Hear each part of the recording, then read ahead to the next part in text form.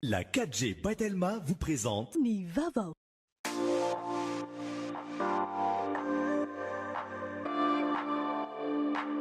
Luxor, le plaisir du confort. Nulchanao ni fampalalam Vaovao. Batimax, la qualité au meilleur prix. Vous présente Ni Vaovao.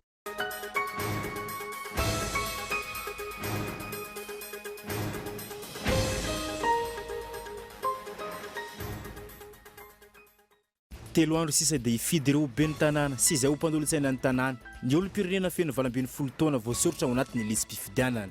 Fifidianana izay ambara foana fa fifidianana tena manakaiky ny vahoaka satria fifidianana eny fotony. Noho izany, zava-dehibe ny fandehanana mifidy ireo izay olona hita sy tsapa fa afaka mitondra fanovana sy fampandrosoana marina eo amin'ny komunina. Ampy izay ny fisian'ny ben'ny tanàna manilika andraikitra amin'ny hafa rehefa tsy mavita ny asany.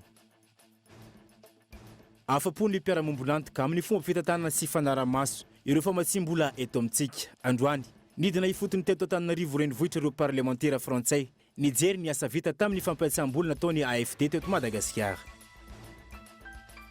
Totosandroany tetsy anosy ny andiany fa 450 amin'ny hetsika bazar de Noël izay karakarainy WMZ ny an'ny Wednesday Morning Group anampiana ny mpiarabelona amin'ny fanaovana saso ny vola azo mandritra ty hetsika ity. Nandray anjara mivantana tamin'ny hetsika ny VMMM na ny vehivavy malagasy miara-miainga amin'ny mahafikambanana mpanao saso azy ireo.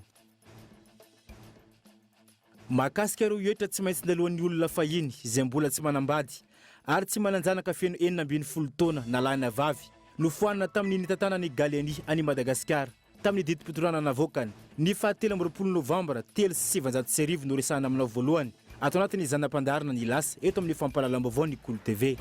Ny didim-panjakana nametraka ny hetra tokony alohan'ireo olona piompialika teto Antananarivo navoaka ny andro ny fahatelo amby 20 Novembre 1770 no fampatsiahivany ny lasa faharoa hoentina aminao. Maresaka resam-pirenena vahoaka maro no nidina andalambe androany indrindra fa ireo fikambanam-behivavy tao Paris renivohitry France. Tsy eken'izy ireo ny herisetra ranofo miaritra amin'ny vehivavy izay miha mahazo laka any an-toerana ka antsony izy ireo ny fandraisana andraikitra matotra avy amin'ny fitondram-panjakana frantsay. Ny andinidinireo avy hatrany ary.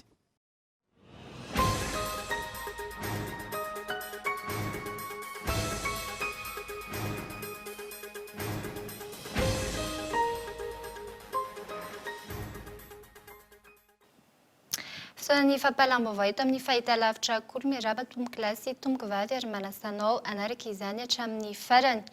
Telo andro sisa dia hifidy ireo ben'ny tanàna sy izay ho mpanotsy ny tanàna ny olom-pirenena feno 12 taona voasoratra ao anatin'ny lisy fifidianana izay ambara foana fa fifidianana tena manakaiky ny vahoaka. Noho izany dia zava-dehibe ny fandehana mifidy izay olona hita sy tsapa fa afaka hitondra fanovana sy fampandrosoana marina ny kominina ampy ary izay ny fisiana ben'ny tanàna manilika andraikitra amin'ny hafa rehefa tsy mavita ny andraikiny. Ny andindin'izay ary raha ianao anatin'ny matoan-dady soratry Anjarson. Mampalahelo fa mbola misy ireo kandida ho ben'ny tanàna sy mpanolotsain'ny tanàna mihevitra trano fa toy ny zazabotsy sy bado ny olom-pirenena eny fotony ka mahasamilaza fa tsotra ny fandarana asany ka tsy ilana fanazavana sy fampahafantarana ny mpifidy. Fa nga moa tsy efa nitsorona toy izany ny raharaha 5 taona lasa izay. Nambara tamin'izany fa adio ny tanàna, anala ny fako, amany olona ny fitohanan'ny famovoizana, anamboatra tsena sy andamina izany. Notsorona toy izany ny fandraisen-dahatra ny mpifidy. Inona nefa no vita sy iainan'ny mponina ankehitriny? Miara-mahita ny rehetra fa ratsy noho ny teo aloha aza ny zava-misy. Nisy teto ny famaritana ny sisin-dalana natokana ho an'ny mpandeha tongotra na metrahana mpivarotra amoron-dalana. Tsy tahotra tsenatra fa natao variboba ny sisin-dalana rehetra nananganana trano vy izay natao hivarotana. Taiza teto ambonin'ny tany no nisy an'izany. Nakana vola isaky ny mihetsika ny fiarakodia miantsona amoron-dalana fa mba natao inona sy nakaiza ny vola azo tamin'izany. Nafoto-drafitrasa iray natao ho fiantsona ny fiara aza tsy naorina. Rehefa miangona sy mivangongo ny fako sy ny loto, mova tsy fialana andraikitra sy faniliana andraikitra no natao ho valiteny toy ny hoe ny fanjakana foibe no manao fahirano. Raha jerena mahitsy, efa niainantsika ny fiara amin'ny tantana fa inona ny voka-tsoa nateraka izany mivantana ho an'ny olom-pirenena. Io no nataon'ny sasany ho fialokalofana amin'ny tsy fahombiazana. Ka noho izany, tena ahamora kokoa ny fomba fitantanana isaky ny komunina. Ny fitovian'ireo ben'ny tanàna sy mpanolotsain'ny tanàna ho lany eo tady an-dokanga amin'ny fanjakana foibe. Ka ho hitan'ny olom-pirenena hiahaka eo ireo mpanao politika zatra kobaka ambava sy mpanilika andraikitra amin'ny tsy fahombiazana izy ireo. koa mahaiza mifidy ary fa efa tara-polo taonany maro ny fampandrosoana ny komuna sy ny mponina ao aminy isika eto Madagasikara. Faraka nambaratana ny anatin'ireo lohatenim-baovao dia afa-po ny mpiara-miombina antoka amin'ny fomba fitantanana sy ny fanaraha-maso ireo famatsim-bola eto amintsika. Androany dia nidina ifotony teto Antananarivo ireo parlementera frantsay nijery ny asa vita tamin'ny fampiasam-bola nataon'ny AFD teto Madagasikara. Fanadihadiana etiny Ondasaina. Fanjakana tsara tatana isan'ireo laharam-pamehan'ny fitondram-panjakana ankehitriny. Voaporofo izany tamin'ity androany ity. Naneho ny fahafaham-pony ireo parlementera frantsay izay tonga eto Madagasikara amin'izao fotoana izao raha nijery ny asa vita tamin'ny famatsim-bola nataon'ny AFD teto amintsika. Nidina ifotony izy ireo niaraka tamin'ny ministry ny fanajariana ny tany, ny toeram-ponenana ary ny asa vaventy. Isan'ireo nojeren'izy ireo tamin'izany ireo lalankely toa ny tetỳ amin'ny boriboritany faharoa, ny fokontany Ambohipotsy sy Andohamandry. Teo ihany koa ny station de pompage teto anaty azy isotry. Donc nous sommes ici en mission justement pour tonga aty izahay mijery ny hoe ahoana no hanatsarana ny fiaraha-miasa miaraka amin'ny Madagasikara. Ahoana ny zava-misy marina ity fotony amin'ireo fampantsiam-bola nataon'ny Agence Française de Développement ahafahana manao asa misimisy kokoa ho an'ny mponina amin'ny manaraka. Andro faharoa anay androany hitanay fa maro ireo asa vita fa betsaka ihany koa ireo asa tokony mbola ho atao. Betsaka amin'ny fampiasam-bola tokony mbola atao eto Madagasikara hananana fotodrafitrasa tena mendrika. les grandes politiques à venir. Zava-dehibe ho an'ny faritra iva ny fahavitan'ity station de pompage eto anaty hazo ity hoy ny tale jeneraly ny Apiba. Fotodrafitrasa izay vita vokatry ny fiara-miasa ny fanjakana malagasy sy ny AFD. Mahatonga reto solitenan'ny frantsay reto zany dia oka satria ny famatsiana ty dia avy amin'ny Agence France de Coopération dia izay zany izy hijery asa vita izy dia ity moa zany ny station de pompage numéro 3 ny panneau dia io dia mamoaka ny rano amin'ny quartier ty zay miabasa dia ambany le izy dia jerenareo amin'izao fa ambany ny toerana ty noho ny rakalakan-drano zay tokony hanariana azy dia akarina pompe dia misy pompe anankitelo ata izay mapakatra ny rano makao amin'ny canal andretany dia zay fanarian-drano ny tiany anaty azy. Maro lafo ny fotodrafitrasa novatsiany AFD vola eto Antananarivo izay sitrahany ny vahoaka mivantana. Tetikasa tafiditra ao anatin'ny programme anankiroa ny programme intégré d'assainissement d'Antananarivo na ny PIA ary ny programme mahakasika ny lalankely. Misy ihany koa ny programme anankiray fahantenina mahakasika dia ny programme participative d'amélioration de l'automobile izay milesahana lalankely ihany koa sy lakan-drano. Itoy-hatrany araka izany ny fiara-miasa eo amin'ny Agence Française de Développement sy ny fanjakana malagasy amin'ny fanatanterahana ireo fotodrafitrasa ilain'ny vahoaka. Taoriny'ity fidinana ifotony ity hikandoha ireto parlementera frantsay ireto amin'ny fanatanterahana fotodrafitrasa vaovao maro hafa indray amalina ny filan'ny vahoaka malagasy hiteraka fampandrosoana. Fa manomboka ihany koa ny asa fanamboarana ny lalam-pirenena fa 470 araka ny efa nampanantenainy ny filohan'ny pirenena malagasy tonga ny antoerana. Ny orinasa natanteraka ny fanamboarana an'izay lalan'izay ary efa miditra amin'ny dingana voalohany izy ireo raha ny fanadihadiana. Asa fatsikabary hoy ny fitenenana. Ny gadona teto Ambatondrazaka ny orinasa anamboatra ity lalam-pirenena fa 470 ity. Lalana izay natao fampelezan-kevitra fotsiny ihany ho an'ireo mpitondra ny fandimby. Ankehitriny tsy resabe intsony zany fa tena ho atao. Hitantsika amin'izao zany fa reo le sinoa manao ny lalana RN 44 efa ao anatiny amin'ny phase d'installation fametrahana ny chantier entina mandateraka an'izany asa zany. Koa mbola manantitra ny fisaorana ny filoha André Rajoel zahay amin'ny hoe tsy mivady bely rano fa tena mandeha ny fanamboarana ny RN 44 ny efa manomboka déjà installation sy fatongavany reto fitaovana efa manao ny asa reto. Ny asa zany dia misy andiny voalohany, andiny faharoa, andiny fahatelo. Ato anatin'ny andiny voalohany zany tsika zao koa aoka zava amintsika vahoaka fa ny fanamboarana ny lalana fa 450 zay velorano nataon'Andriamatofolo Andrinirina Rajoelina dia fa ao anatin'ny tanteraka. Misy ny tsaha hoe lasa ny sinoa, tsy miasa ny sinoa, dia hitantsika amin'izao marina satsia misy satsia, dia hitantsika zany fa dia miasa soamantsara izy ireo ary tsy mbola nitsahatra ny asa izy ireo. Ho antsika vahoaka, ny fanamboarana n'izany lalana amanjaton'ny kilometra zany dia amam-bolana maro, mety ho herintaona sy tapany ny anaovana an'izany. Koa dia manana faharetana, mahareta kely fa hanansoa. Nisy ny fiaonana teo amin'ny gouvernoura ny faritra aloatra mangory sy ny lehiben'ny orinasa izay anatanteraka ny asa. Isan'ny nivoatra tamin'ny fiaonana teo amin'ny rotota ny tsy maintsy anajana ny lalàna eo amin'ny kalitao sy ny fenitra izay ny fanarahany ny orinasa sy ny fanjakana. Eo ihany koa ny fotoana anatanterahana ny asa rehetra. Lafim-baovao hafa tanteraka kosa indray dia nitontosaina omaly tetsy amin'ny Carleton Anosy ny famoahana tamin'ny fomba ofisialy ireo tanora miisa 520 ny OLTP andiany faha 12. Ny fanotosa amin'ity lanona ity ihany koa ny fanamariana ny faha 12 taona ny OLTP nahitana mpikambana ao amin'ny antsoko malagasy miara-miainga ity andiany faha 12 ity. Fanadina ary ety ny Henri Florian. Zava-dehibe ho an'ny OLTP ny andro omaly, ny fanojy ny famoahana ny andiany faha 12 tamin'ireo tanora miisa 10 nanaraka fiofana sy ny faha 12 taona nananganana ny OLTP.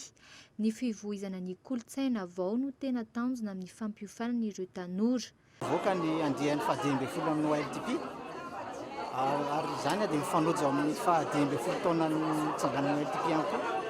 Dia niezaka ny teto zahay teto nanao karazana tombanezaka ihany nakasika ny OLTP sy ny OLTP dia hijery hoe nanahoana ny fandehan'ny fivoizan'ny kolontsaina vao. Zay nivoizana OLTP tany amin'ny taona 2021 tany hoany.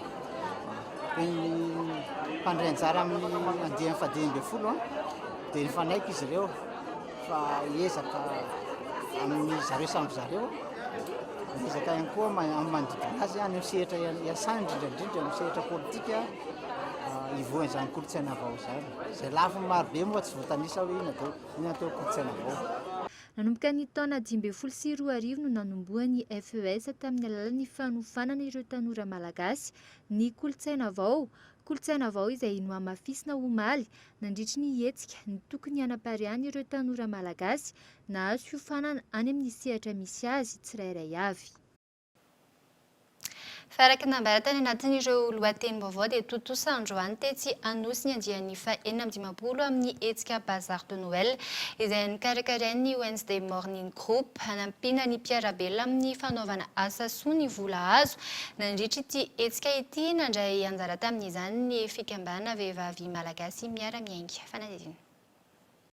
Tontosa androany tetsy Anosy ny andiany faha 450 amin'ny hetsika bazar de Noël izay karakarain'ny WMG na ny Wednesday Morning Group.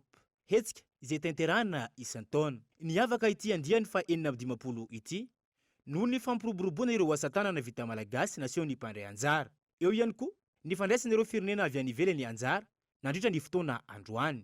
Nandray anjara mavitrika nandritra ty hetsika ty ihany koa ny VMMM na ny vehivavy malagasy miara-miainga izay isan'ireo fikambanana mpanao asa sosialy ho fanampina ny mpiarabelona.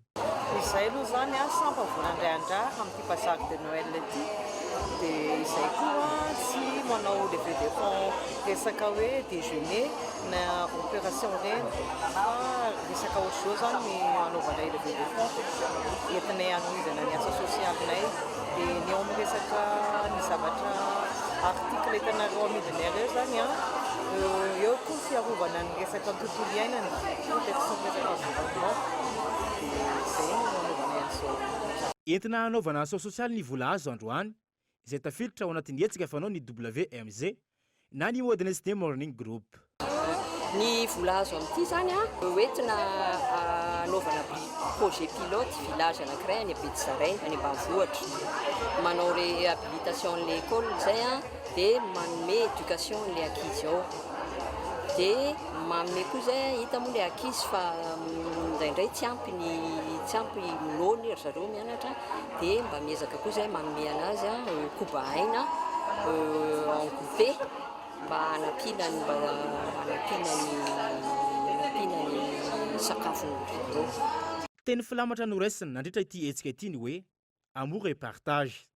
Mifantoka amin'ny loha hevitra telo ny asan'ny WMZ eo amin'ny tontolon'ny fahasalamana, ny fanabeazana ary ny tontolo iainana. Ny vola rehetra azo amin'ity hetsika ity araka izany dia natanterahana ny asa sosialy ifanaony.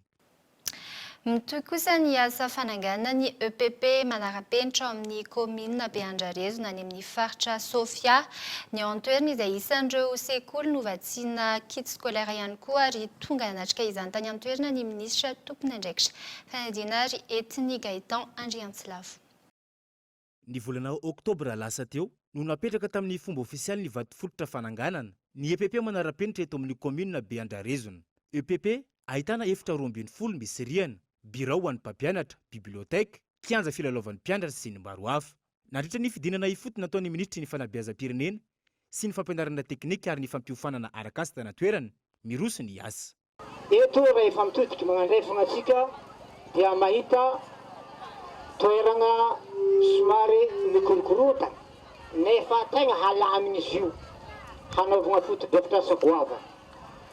Misaotra dia misaotra ny fitondram-panjakana indrindra ny fahatsiarovanao izay eto Beandrarezona nanomezanao anay zao foto-drafitrasa goavana zao. Dia eto tianay magnamarika fa mandeha ny asa ato. Profo mitovy amin'ny tendany izy zao hitanareo zao eo ny vato, eo ny parpaing, eo ny fasiky dia mandeha ny asa. Isan'ireo sekoly novatsiana kit scolaire ihany koa ny teto amin'ny komina Beandrarezona ho fanamevana ny fahasahiranana ireo ray aman-dreny ny mpianatra, hitazomana ireo ankizy any an-tsekoly ary hampiakatra ny fara-pahaizana no tanjona. Atao Bialagna Beandrarezona tsy latsa-danja ary tsy adino noho ny alaviran-toerana foana taratara votonga fô avy niany andehan'olotro anjarantsika eto Beandrarezona ka reto ny fitaovana. Fanamevana vesitra ray aman-dreny, famporisihana zaza hianatra satria ny tanjona ministera zaza jiaby tokony mity mianatra, zaza tokony hianatra, zosy didiny ray aman-dreny ny mandefa ny zaza mianatra, zon'ny zaza ny tokony hianatra ka anjaran'ny ministera ny fanjakana manoha magnampy antsika ray aman-dreny mpianatra, magnampy ny mpianatra amin'ny fampidirana zaza an-tsekoly. Nampatsiahy ny ministra fa 3 volana ny calendrier scolaire ho an'ity taom-pianarana 2024 2025 ity izay hosokafana amin'ny fomba ofisialy any Manakara. Ankoatra izay, nanentana ireo ray aman-dreny andefa ny zanany an-tsekoly ihany koa ny ministra tompony andraikitra ny ampiditra sy ampaharitra ireo zaza malagasy rehetra any an-tsekoly no tanjona. Raha tena ny ampandroso, ilaina ary zava-dehibe ny fampianarana sy ny fanabeazana. Mareo amin'izy alafy ny fampianaran'izay dia atomboka ny herinandro ho avy izao ny foto-drafitrasa norenana centre de formation agricole ao an-Tanimanga Bealanana. Fanamby napetraky ny filoha fanatsarana ny kalitao ny fampianarana sy ny fanabeazana amin'ny alalan'ny ministera ny fanabeazam-pirenena, ny fampianarana teknika ary ny fampiofanana arak'asa. Fanadihadiana etiny Gaëtan Andriantsilavo. Ho hatsaraina ny kalitao ny fanabeazana eto Madagasikara, hatao izay ampaharitra ny ankizy any an-tsekoly ary ho amevanina ny fahasahiranana ireo ray aman-dreny ny mpianatra. Isan'ny politika apetraky ny mpitondra fanjakana ahafahana mampindroso ny firenena ireo. Faritra maro no hanorenana foto-drafitrasa vaovao sy manara-penitra ahafahana manatratra io tanjona io. Tafiditra ao anatin'izany ny eto Bealanana izay ananganana ny centre de formation agricole. Atomboka ny herinandro ho avy izao ny foto-drafitrasa. Sika jiaby mahatsapa fa tsy ampy ny trano sekoly magnerana any Madagasikara mba ahafahantsika magnatsara izay kalitaon'ny fampianarana ny fitondram-panjakana amin'ny alalan'ny ministera ny fanabeazam-pirenena dia hagnano trano sekoly marobe magnerana ny nosy, trano sekoly manara-penitra.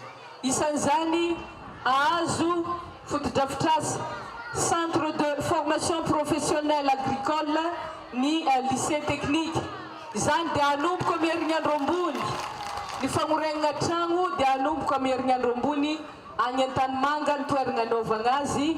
Trano tsara dia tsara io ary hovatsiana fitaovana feno magnaraka ny fenitra iraisam-pirenena ary W ampiasaintsika ao agnatiny dia ho tsara. Ny tsara-pahafantarana antsika dia mendrika sekoly tsara ary fitaovana tsara ny zaza malagasy.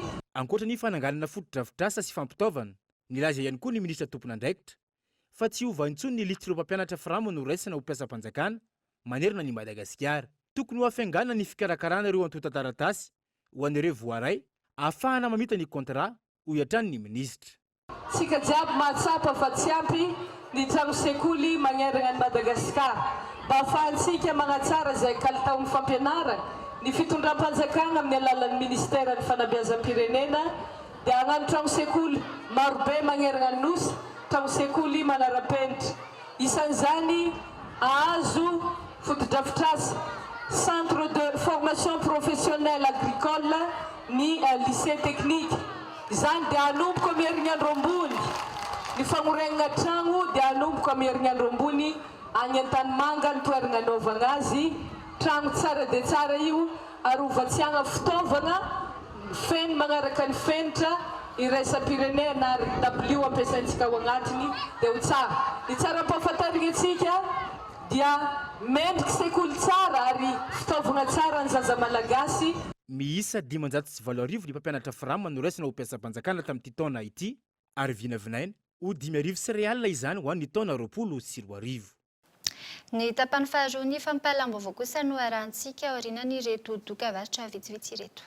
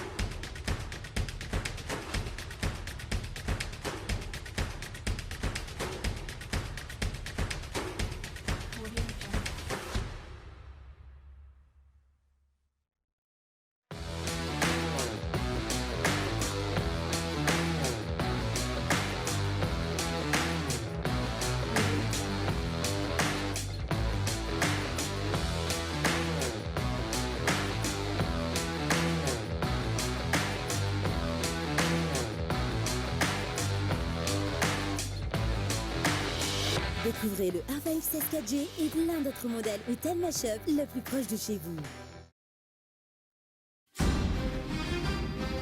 Le CNAM Madagascar vous offre une possibilité d'acquérir un diplôme international qui vous ouvre les portes dans le monde. Formant les plus hauts placés des administrations, CNAM vous propose plus de 658 parcours niveau bac à bac plus 8. Réussir, apprendre, innover. Les formations que nous offrons répondent aux normes du marché mondial du travail. Alors, qu'attendez-vous pour investir dans votre réussite? Faites partie des plus grands et visez plus haut. Apprendre au CNAM change votre vie. Yes, le CNAM. Ny natiora dia efa manome ny tsara indrindra no fantenana sinokatsy ho an'ny yaourt ity. Izany no mahatonga azy marihitra sy matsiro aoka izany. Antsika no mankafy azy isan'andro ary isaky ny mitaky azy ny vatantsika mba hahazoana ny hery sy tanjaka ilaintsika hiatrehana ny tontolo andro. Ity yaourt authentique, naturellement bon. Iti est un produit certifié et validé par le ministère de la Santé publique. Geox, Puma, San Marina, Unisa, Tamaris, Guess, Minelli, JB Martin, Adidas, Fossil, Asics, New Balance et Ralph Lauren. Boutique Le Coin des Marques, un grand choix de parfums, montres, sacs et chaussures de marque. Alors, venez découvrir notre boutique Le Coin des Marques, des articles de marque pour hommes, femmes et enfants. Le Coin des Marques, à Faravouch, téléphone 033 71 848 68.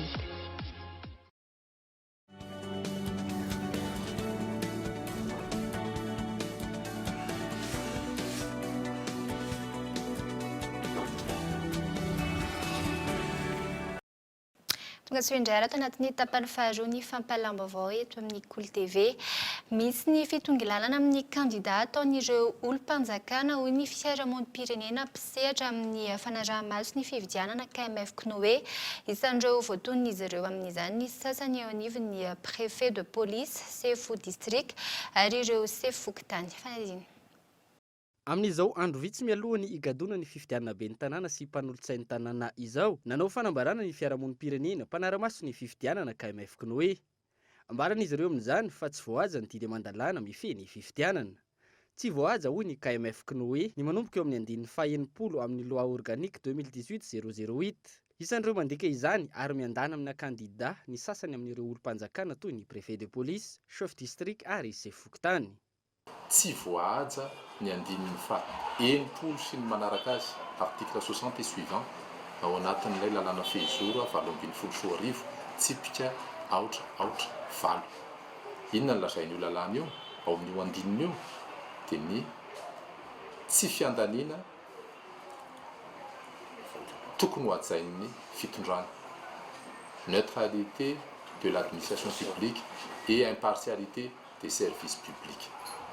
Zay no lazain'io ravakinareo le izy dia hitanareo zay.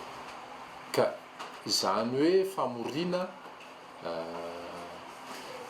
préfet na chef de district na chef fokontany izany ataona candidat anankiray na ataona tendance politique anankiray.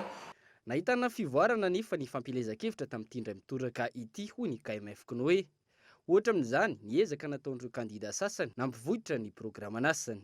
Manoloana izay herinandro vitsy nisy ny fampilezakevitra izay dia toy izao kosa ny zavatra tsy karta, nisy niezaka vita ary nisy koa no mbola mila fanarenana. Ny zavatra tsara dia niezaka namoaka ny programma asany ny ankamaroan'ireo kandida mpifaninana ho be ny tanàna. Ny lesoka kosa nefa takona tanteraka ny mpanolotsaina. Misy ny lisy ny mpifidy no tsy tonga eny anivon'ny fokontany. Ohatra amin'izany ny tao fokontany rehefa nambojanaary. Misy ny fandrangitana teo amin'ny kandida sy ny mpanao anazy. Eo koa ny fandrovitana fisy. Hita sy tsy karitra tena misongadina tany amin'ny Tana 5, district Manakara, Majanga, Antsirabe, Fort Dauphin.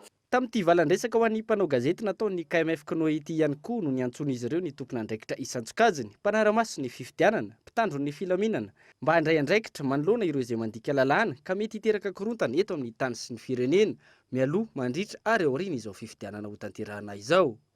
Nambaran'izy ireo fa ny fiaramentany rehetra no ananana fifidianana madio sy mangarahara ary eken'ny rehetra. Mikasika ny vaovao ny fampelezakevitra kosa indray no anohizana ny fampalam-baovao amin'izao hariva izao carnaval lehibe indray no nototsain'ny kandida Naina Andriatsitohaina nandritry ny fampelezakevitra nototsainy androany. Maro ireo toerana nolalovan'ny kandida sy ireo mpanolotsaina niaraka tamin'ny alalan'ny fiarakodia, ny moto ary ny bisikileta. Azao ary ny fanazina.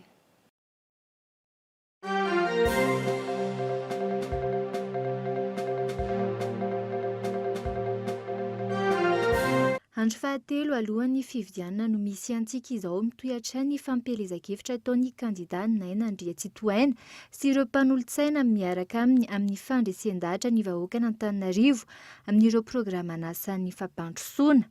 Ho an'ny androany dia nanatanteraka carnaval lehibe ny kandida Naina Andriatsitohaina izay nitetezana ny tanàna Antananarivo sy ny manodidina tamin'ny alalan'ny fiarakodia, ny moto ary ny bisikileta. Maro ireo fikambana sy antoko maro samihafa nanaladia azy tamin'izany.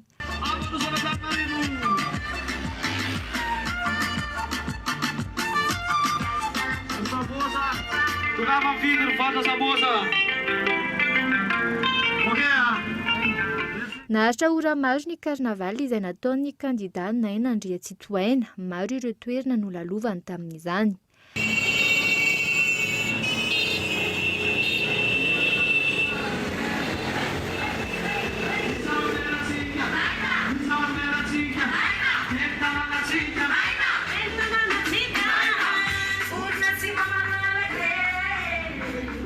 Hita taratra fa resy lahatra ny vahoaka fa ny kandida Naina Andriatsitohaina no hitondra vahaolana ho an'Antananarivo renivohitra raha mpitso alahady manomboka amin'ny 10 ora maraina ao amin'ny lapan'ny fanatanjahantena etsy Mahamasina ny fampitoana amin'ny vahoaka an'Antananarivo renivohitra izy ireo ho an'ny faradoboka lehibe ny kandida Naina Andriatsitohaina. fa 3 andro mialohan izay fividianana kominaly izay dia naneho ny fahavonona ny tondra ny fandrosoana amin'ny komina Andranona ohatra ny kandida ben'ny tanàna avy amin'ny antoko malagasy miara-miainga amin'ny komina Andranona ohatra Dieudonné Manjary mitondra ny larina fa 4 lara-pahamehana ny fandriampahalemana sy ny fahamaliana ny filan'ny vahoaka izany fanazavana fanadina. Manoloana ny tsy fandriampahalemana sy ny tsy fisian'ny jiro manazava ny lalana ao amin'ny komina Andranona ohatra ifantaonany maro izay nanolotra vahaolana ho an'izany ny kandida ben'ny tanàna ho amin'ny komina Andranona ohatra Dieudonné Manjary mitondra ny larina fa 4 avy amin'ny antoko malagasy miara-miainga. Taorian'ny fametrahana jiro amin'ireo andrin-jiro manerana ity komina ity no amafisy ny kandida androany nandritra ny faradoboka izay notanteran'izy ireo fa zava-dehibe ny fampandrosoana ny tanàna ka itaomany ny rehetra ifidy azy ny 17 Novembre izao. Mihevitra izahay nefa fa ampy anay izay fotoana izay satria na tety isam-baravarana izahay nilazana ny foto-drafitr'asa. Eto dia tiako ny manamarika milaza manao hoe na iza ireo kandida dia samy milaza hoe ampandroson'ny komina Andranona ohatra fa izahay eto dia ilaza manao hoe misy ny tsy voalazan'izy ireo dia ny ametraka ny fandriampahalemana aloha voalohany indrindra. Fandriampahalemana ihany koa satria ireo be antitra ireo rehefa mandray ny tampoka sasarany le pension izy dia eny amoron-dalana izy ireo no mandray izany fa eto izay raha tonga eo amin'ny fotoana io dia manome toerana, manome tanàna, manome trano izay iarahana miompona amin'ireo otiva tompona andraikitra amin'izany pension zany dia amin'ny trano izahay ahafahandry zareo mandray ny valika sasarany fidiany dia andao fidiana ny larana fa 4 izay misy ny kandida anareo dia Randriamandraro sy Dieudonné sy ireo mpanolontsaina izay miaraka amiko. Fandaharana asa maro samihafa no entin'ny kandida larana fa 4 Manjary Dieudonné ary nanome tokony mponina Andranona ohatra ny tenany fa tsy maintsy tanterana araka ny fampanantenana nataony ny asa rehetra raha ny fanazavany hatrany ary omena endrika ihany koa ny komina ny Andranona ohatra ho isan'ny komina fitaratra.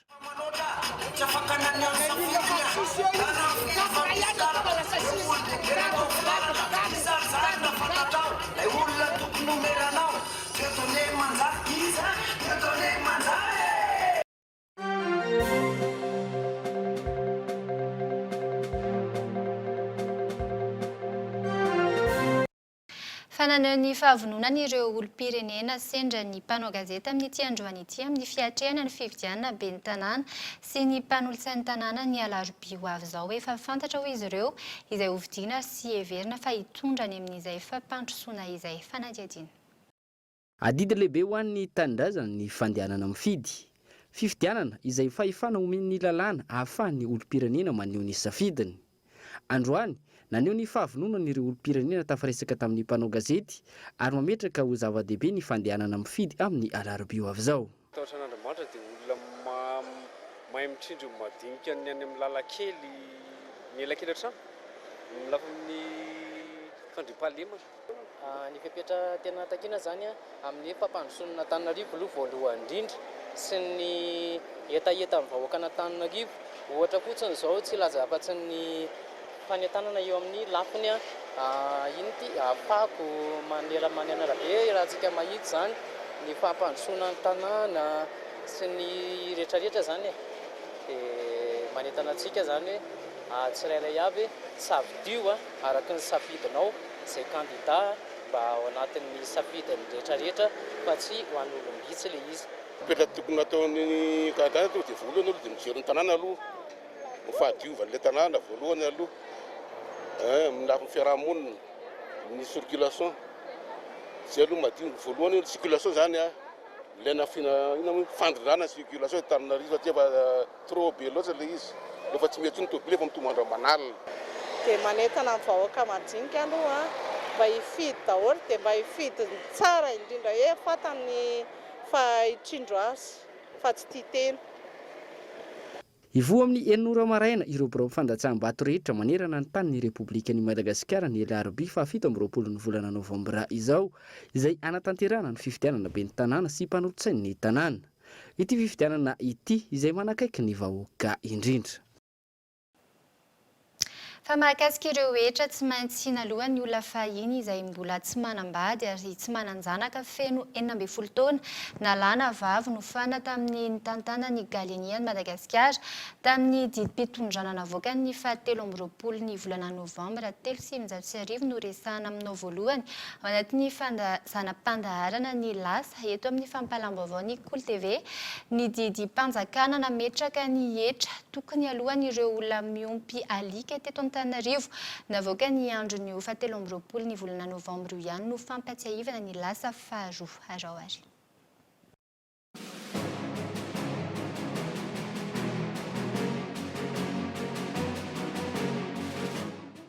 Nofoana ny fitondram-panjakana notarin'ny Jeneraly Galeny tamin'ny didim-pitondrana ny andro ny 17 Novembre 2023 ny hetra tsy maintsy nalohan'ny olona fahiny izay mbola tsy manambady ary tsy mananjanaka feno 12 taona nalana vavy.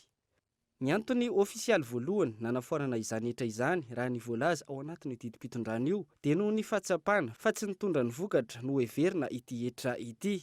Ankoatra ny fampidiram-bola ho an'ny fanjakana dia noheverina tamin'ny fametrahana ity hetra ity ny ampitomboana ny taham-piterahana teto Madagasikara tamin'izany fotoana izany. Ny antony ofisialy faharoa nanafoanana ity hetra ity ho an'ny mpitovy 12 taona no miakatra izay tsy mananjanaka dia ny fahitan'ny fitondrana tamin'izany fa vao maika vesatra ho an'ny olona marefo ara-pivelomana ny fandoavana ity hetra ity. Ankoatra izay dia tsapa ihany koa fa vao mainka mampiditra fahasahiranana ho an'ireo olona sembana ara-batana mbola mpitovy anatin'ny fahantrana lalina ity hetra ity ka namoahana ity didim-pitondrana manafoana azy ity tamin'ny 17 Novembre 2023 izany hoe 12 taona lasa izay. Ankoatra ny hetra isan-dà izay nahatratra 20 francs tamin'izany dia nahatratra 15 francs ity hetra ho an'ny mpitovy ity ho an'ny lehilahy 12 taona no mihoatra ary 7.5 francs ho an'ny vehivavy. Ny tsy an'ny lasa faharoa dia ny famoahana ny didim-pitondrana mametra ny hetra ho an'ny alika tokony alohan'ny olona izay miompy alika teto amin'ny tanàna Antananarivo. 9 francs isan-taona isaky ny alika no sandan'ny hetra aloha. Tsy maintsy andoavana ity hetra ity avokoa ny alika rehetra teto Antananarivo. Ireo alika izay mbola minono amin'ny reniny ny voalohan'ny volana Janoary amin'ny taona itsahana no tsy mandoa ity hetra ity nandritra ny taona. Any amin'ny meriana Antananarivo no manao fanambarana ny tompon'ny alika miaraka amin'ny isan'ny alika izay ananany. Aorian'io fanambarana io dia mahazo takela-by misy ny laharana izay tsy maintsy apetraka eo amin'ny kole amin'ny tendandreo alika izany. Rehefa maty na tsy eo amin'ny tompony intsony ny alika dia manao fanambarana ny tompony ahafahana manajanona ny fandoavana hetra. Raha maty ny tompony alika anankiray nefa mbola tsy voaloa ny hetra dia tsy maintsy efain'ny mpandova tany amin'ny caisse municipale ny hetra. Ny sazo an'izay tsy manaraka io didy io dia mahatratra indroa hatramin'ny 4 ny vola tsy maintsy aloha. Isa 3 volana no mivoaka ny taratasy ketra misy ny totalim-bola tokony aloha. Ny fandaharana ny lasa dia arahanao eto amin'ny fampalalam-baovao ny Kolo TV FM isaky ny sabotsy toy izao. Fa mialohan'ny ampitana any amin'ireo maresaka iraisam-pirenena dia isan'ireo vokatra fanondrana manana ny toerany eo amin'ny sehatra ara-toe-karena any amin'ny faritra Boeny ny lojy mainty maso. Vokatra izay mitana larina voalohany eo amin'ny famodiram-bola any amin'ny faritra eny. Mitotongana nefa ny famokarana izay vokatra izay tao anatin'ny taona maromaro izay mahakasika ny lojy mainty maso no entina aminao ao anatin'ny fandaharana alalindra ampitso amin'ny 7:00 eto amin'ny Kolo TV. Araoary ny ampany amin'izay fandaharana izay. Vokatra fanondrana manana ny toerana eo amin'ny toe-karena ho an'ny faritra vitsivitsy eto Madagasikara ny vokatra blakezy na ny lojy mainty maso na ihany koa antsoina hoe lojy mitsangana izay mampiavaka azy amin'ireo karazana lojy hafa. Ny faritra Boeny no mitazona lohalaharana amin'ny famokarana betsaka amin'izany izay hita any Ambatoboeny. Mitazona ny 700 ny velaran'ny tany fambolena ny antoerana ny lojy mainty maso ary fotom-pivelomany 700 mponina. Misedra olana nefa io CAP arina io ankehitriny raha ny fanadihadiana natao. Olana izay misy eo noho ny antony maro. Lohalaharana amin'izany ny fiovaovan'ny toetrandro izay nampikorontana ny vokatra sy ny fambolena. Raha tamin'ny farany zany aloha dia ohatran'ny tsy dia nety loatra amin'ny traritra ilay toetrandro zany. Satria ilay blakezy moa zany tsy dia mila orana loatra. Dia efa misy zany zatra le daty dia nandrotsaka blakezy ilay olona dia avy ilay orana dia nanjara ohatran'ny tsy mety aminy zany ilay izy. Dia misy ndray zany ny andro fijanona ny orana dia tara ndraiky io dia tsy mety andro zany izy ohatran'ny tsy dia namokatra loatra izy zany teo aloha. Dia ratsy ny natao mpambolena tamin'ity ateraka an'ireo haintany sy ny tsy fampindrotsakora dia amin'izay no nitarika fianan'ireo fiakaran'ireo vokatra rehetrarehetra izay famboly ny tantsaha toy ny lojy, ny voanjo, ny katsaka, dia ny hena ny vokatra miakatra ateraka an'io haintany. Ny henan-tsasamanila ny vokatra tamin'ity taom-pamokarana ity raha oharina tamin'ny herintaona. Manodidina ny 2 taonina isaky ny hektara ny vokatra niakatra raha toa ka mahatratra amin'ny 2 taonina isaky ny hektara izany teo aloha. Ao ihany koa ireo niditra fa tiantoka tanteraka vokatra izany raha ny fanazavana trany. Izany koa mambana ny fampalam-baovao amin'izao hariva izao ankasitrahana fenonao nanaraka izany hatramin'ny farany felomatomboka.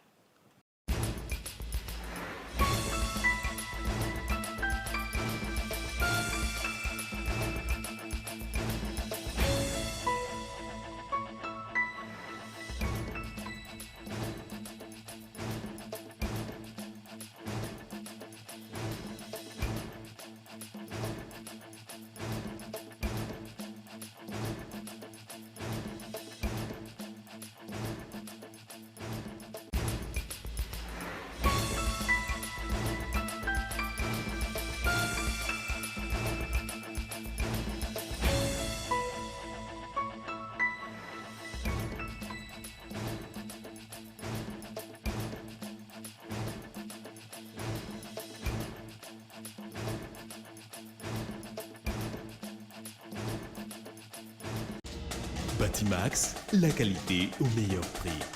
Vous a présenté Ni Vaovao.